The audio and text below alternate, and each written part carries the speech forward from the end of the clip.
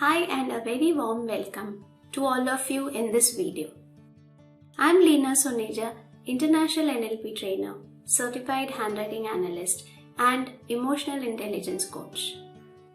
Let me start with the million-dollar question that has been repeatedly asked to me. What is emotional self-awareness? Emotional self-awareness is the ability to recognize and understand our own emotions.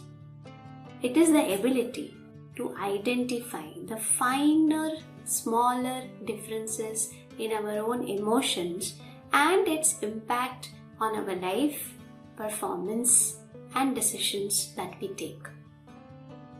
Isn't it critical to identify our own emotions at the times of stress, fear, anger, frustration?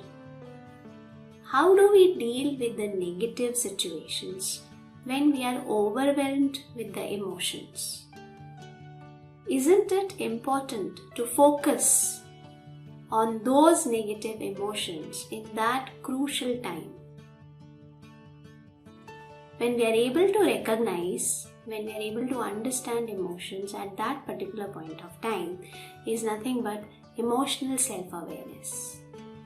Let me share one example which will give you a very clear idea about emotional self-awareness.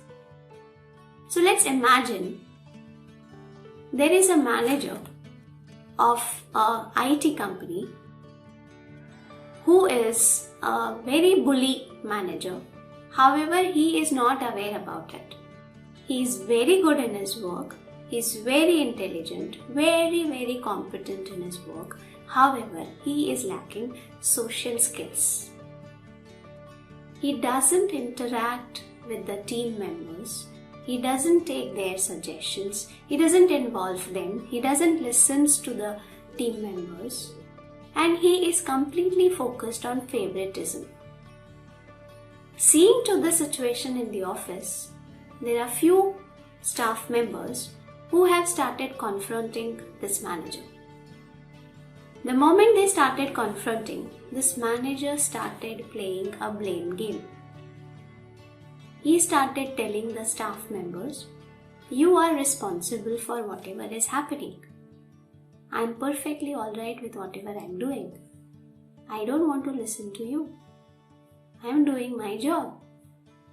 And he doesn't listen to them and he keeps putting blame on them.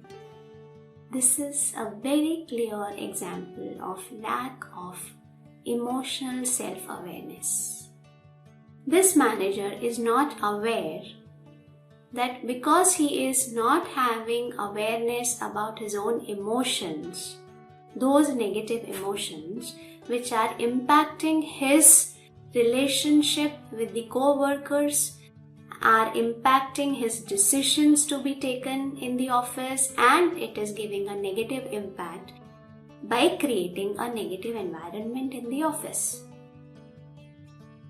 This example reminds me of a TV series that I used to watch, which is Office. If you have heard about the Office TV series, you can watch that. That also gives a very clear example of a manager who lacks emotional self-awareness and how it is impacting the office environment. It not only impacts the office environment, you are taking those negative emotions wherever you are going. So it is impacting in your personal life also. Isn't it? Think about it. Think if you feel you want to work on your emotional self-awareness. We are always ready to help you. Connect with us. Thank you.